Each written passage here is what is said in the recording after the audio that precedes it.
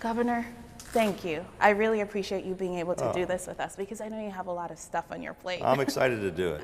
Awesome. Thank you. So I want to start off with the history that you made here. So in the state's more than 240-year history, you're only the second Republican to win re-election. In this widely blue state, what do you think that was all about?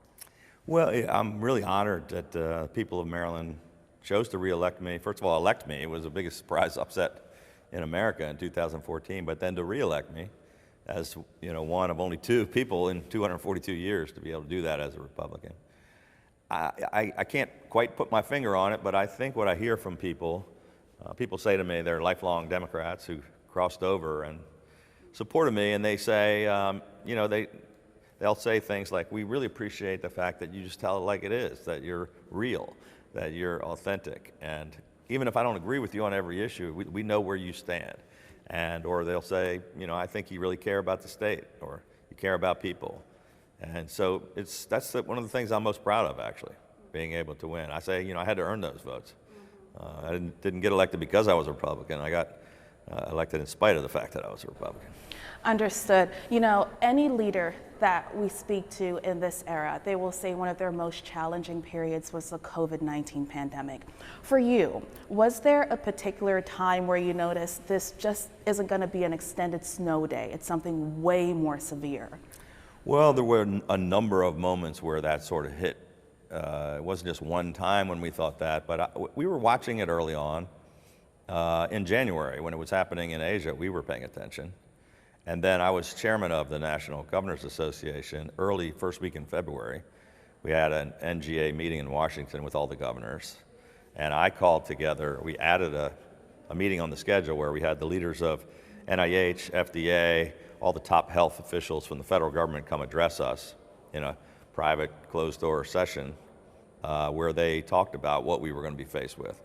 And then March, when we got our first cases in Maryland, we knew it was going to be coming, and we knew it when it hit, it was going to be rapidly escalating from there. So, it was something, worst global pandemic in 100 years, and something we dealt with every single day for 2.5 years or so. Mm-hmm. We all remember where we were. I was in another story, and my producer called and switched us when that first case came. It was quite a polarizing time. You were one of those governors who made those changes. You had support here in Maryland, but then that also put you directly at odds with the leader of the Republican Party, President Trump. Some people started calling you Lockdown Larry. You chuckle at that, but at the time, you were a target for a lot of criticism. How did that make you feel? Well, you never like to be the target of criticism, but I didn't care one bit about any of that. I was more focused on saving people's lives. And, my most important responsibility was keeping the people of Maryland safe. That's what I see my role as governor. They were tough political decisions, but I didn't care about the politics of them. I just try to make the right decisions every day. And we did have, a handful of people on either side that either thought I wasn't doing enough or was doing too much. But at the end of the crisis, we had an 86% approval of our handling of the thing, and we have the best health and economic recovery in the country, and most people thought we did it just about right. And we made the tough decisions, but then I tried to, really take time to communicate very clearly to people about what was happening, why we were taking these actions, and what the purpose and the result were going to be. And I think people say to me that during that time, we watched your press conferences because we weren't getting clear information, and we didn't know, we tuned in because they trusted what I was telling them was I was giving all the facts as I was getting them in real time. And I think we were doing press conferences every single day, not because we wanted to, but because we had to convey the information to the public. There were some controversial moments, though. So when your administration got those test kits from South Korea, some of them did not work. Many of them didn't work. Could your administration have done more work to ensure that that wasn't the case? No, that whole story is just phony. Look, there were no tests in America at the time. And Donald Trump went on television and said, if anybody wants a test can get a test. That wasn't true.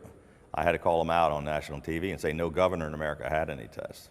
We spent 28 days negotiating with the Republic of Korea, who had the best testing in the world, to get access to some tests, and we were successful in bringing 500,000 tests in from South Korea. Federal government during that time changed an emergency use authorization so that the formulation was different than it was in the weeks before.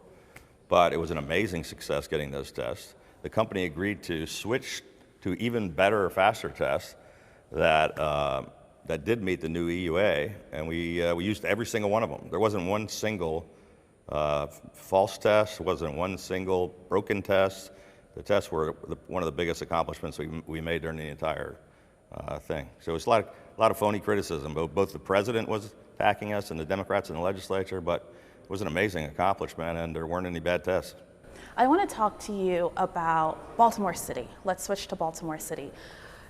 In the entirety of your tenure, Baltimore City has had more than 300 homicides every year. You've been very vocal about the resources that have been pumped into the city, the change in leadership, the inconsistencies, things that you think needed to be done to fix this. Is there anything that you think that you could have personally done to help with this problem?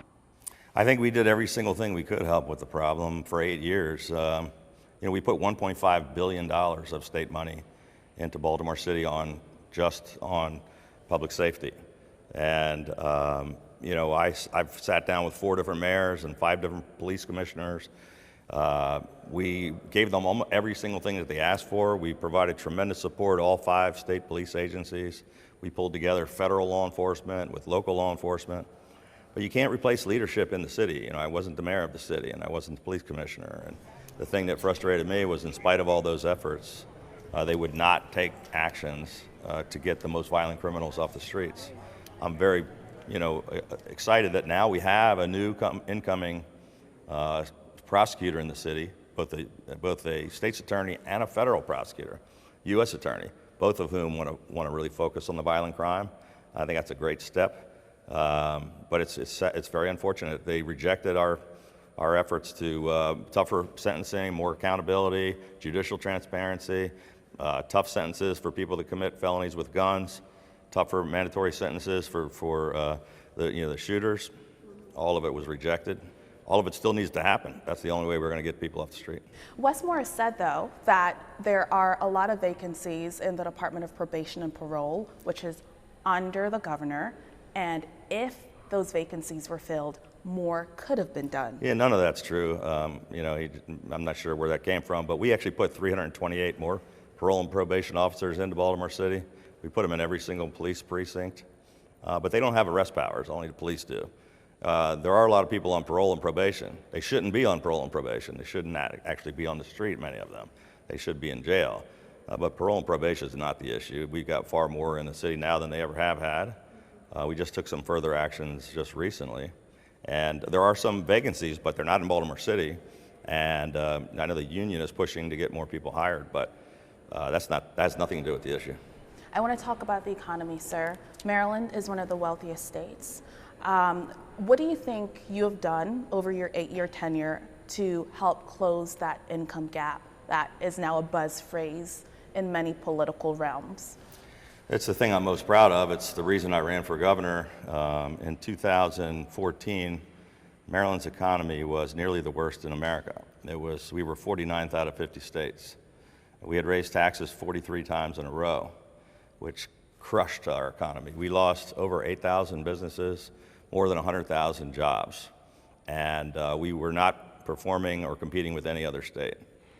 We now have cut taxes 8 years in a row by $4.7 billion. I'm the only Republican governor in America to get a Democratic legislature to do that. We went from a $5.1 billion deficit and turned it into a $5.7 billion surplus. We've created more jobs than ever before in the history of the state. More businesses are open, more people are working. We've got the highest median household income in America. Wages are rising at every level. I inherited the worst economic situation Maryland ever had, and I'm leaving it in by far the best shape it's ever been. You've been really highly criticized for the Red Line, that West Baltimore transit system. Do you believe that you did enough to support this infrastructure plan that ultimately didn't happen? First of all, I ran for governor promising not to do the Red Line because the Red Line made no sense whatsoever. The Washington Post editorial board said it never made any economic or transportation sense. Nobody ever got it built. The previous governor, who was the former mayor of Baltimore, didn't get it done. I came into office, our entire transportation department said it made no sense whatsoever. So we did what we said we would do. I am criticized by some elected officials in Baltimore, but most people in Baltimore don't support the Red Line, and no one in the rest of the state supports it. So, I get criticized a lot. Why didn't you build the Red Line? Well, because it wasn't going to do anything. So we put more into transportation than any other governor, into Baltimore City, more transportation infrastructure dollars, revamped the entire transit system in Baltimore, and put more money into roads and redid the entire bus system. But the Red Line should never be built and never will be built. Is there any option that you think would have been appropriate to connect these folks who are in West Baltimore to those jobs? There are some people who are that's saying, exactly what our plan focused on, which is why we rebuilt the entire transit system so that you could connect with jobs. But that one line, like train to nowhere, wasn't going to do that. The expanded bus system that now takes people in and out of the city and to all over the city to those jobs, like at Trade Point Atlantic, that was a huge step in the right direction. It's why more people are getting to work and why more people are working. Is it adequate though? Because some people are saying it takes them 2 hours to get from point A to point B, and they're resorting to Ubers, taking out of the money that I just they're know working. that the transportation department didn't think the Red Line would do any of those things, and it wasn't going to accomplish anything. I want to talk to you about what happened just about 2 months ago, or a month ago. Right beneath us, we saw you walk down these steps with Westmore. You were visibly excited. I think you talked about what the election results across the country meant for the type of republicanism that you were pushing. What do you think that meant? Well, first of all, I think it was a great moment. I really enjoyed spending time with Westmore. I wished him well, and I told him we were going to try to provide all the help we could possibly give him in the transition. And afterward, if he ever needed to reach out or just wanted to talk to me, I was going to be there for him. We're looking forward to, I think next week or soon after that, we're having the families are going to be together. We're going to invite them over to the governor's mansion and show them where their new home is going to be and what that's like. It's all decorated for the holidays. But we also had like an hour and 20-minute one-on-one meeting just between the two of us. And I thought, he asked real questions, and I gave him honest input, and and our whole teams have been working daily for months on trying to, make sure they get up to speed in every department. So that's the way it should be, I think. Unfortunately, in our divisive politics today, it's not always the case. But I thought it was important. I mean, the first peaceful transition of power took place right here in this building with George Washington resigned his command of the Continental Forces, and I think turning over the government to the incoming team is the way we always need to do. It's interesting that you said that, because when I was thinking of my questions for you, I was like, he's a history buff. He's going to drop something in there. Fragment. Yeah, that's funny. And here we go. And so the question that everyone's been asking you is, what's next? You're not saying anything. So my question to you, to avert that, will be, who do you have on your team who's looking into the possibility of you running for president?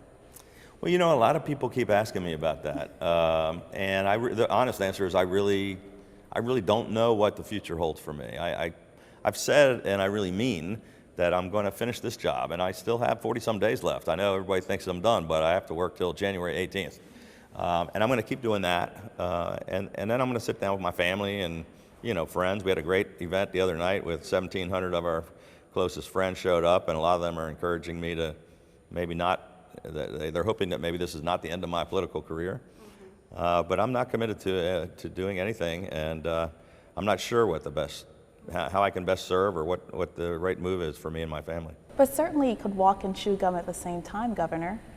Well, you could, but I want to make sure we do the walking and before we just do the talking. So I want to talk to you about your daughter, Jamie. That was a big win for you all on election night as well. She's an attorney. I was speaking with her former boss last week, and she knew that she could just see something in her. So what would your daughter, Jamie, say about your influence on her political aspirations? Well, I'm really proud of her. She has, she's a smart lawyer who loves being a prosecutor, and she had the courage to step up and run. And, she actually, she beat a 22-year incumbent by 40 points, which is a pretty big deal. It's the biggest win of its kind in the state, and she's the first Korean American, I think, elected prosecutor in America, and I think she's going to do a great job. She did listen. I'm not a lawyer, so I couldn't give her too much information about her job as being state's attorney, but I did give her some political advice, which she followed. But she worked very, very hard. She connected with people. She told them why she wanted to run for the job and what she was going to do. And she just ran an excellent campaign, and I think she's going to be really terrific at her job. What was the advice? Well, I can't give you all the secrets because then everybody will have it. But no, she talked to me throughout the campaign. What do you think this is important, or would you say it this way, or do you think I ought to go to this thing, or just how to build the volunteers and build a grassroots organization, and what to do on election day and before the election. And she did it. She reminded me of I saw some of this. My dad was running for Congress. I was like 10, 12-year-old kid, and I watched a lot of these old school politics.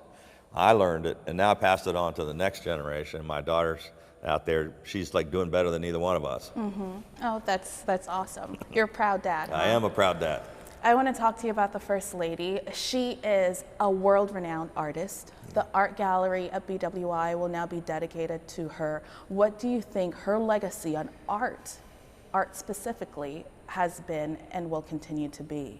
Well, I'm very proud of my wife as well, and if you ask her, she doesn't really think of herself as she says she's not in politics, and she doesn't really even talk about being First Lady of the state. She says, I'm an artist and an art teacher. If you ask her who is she, that's what she says. And she loves teaching art, she loves making art, she loves to support art community. She's a very accomplished artist, but over the past 8 years, she's done a lot of pieces. All of it was donated, to various charities, and she started this Yumi Cares Foundation, which is art therapy for kids that are going through difficult times in a hospital. So yeah, I think she was really honored and surprised that the BWI put the Yumi Hogan Art Gallery and to show local works. And it's kind of neat when you're at the airport, just instead of a blank wall, you to come and see some art that changes over. She was a little mad at me because I wasn't there that day, because I was supposed to be. But I went and spoke at the funeral of the sheriff we lost in Prince George's County, so I couldn't. She understood when I had that to do. But yeah, I'm extremely proud of my wife, and she's been a big part of our whole success. Not just what she does for art, but for children and for human trafficking and people with disabilities. She's been very passionate about a lot of things, and I think she's been a great First Lady. Governor, I wonder, as you reflect, what is your proudest moment? Well, I'm proud that we were able to finish the job and that people still think I did a pretty good job as governor. So the whole 8 years, there hadn't been a single day, good or bad. I haven't been really honored to have the opportunity to have the job. But I guess the proudest day must have been just the first day, getting sworn in, which, Governor-elect Moore is going to experience that here in a couple of months. Yeah, I think knowing that, I was going to have the opportunity to lead the people of the state and serve the people of the state. Every day has been a proud moment, but the first one coming in that was a big one. And what was the hardest moment? The hardest moment was, there are a couple of tough ones. One was when the riots broke out in Baltimore. One was I got diagnosed with cancer and had to go tell my family on Father's Day that it could be my last Father's Day. Those were pretty tough ones. Mm-hmm. Can you tell me a little bit more about that? What was that like for you? Because I wasn't working here in Maryland at the time. It was early on, right? Yeah, so I had only been governor for 5 months. I was on a trade mission to Asia, and I was, had a lot of aches and pains. I had a lump pop out of my throat. My back was hurting. I came back and went to the doctor.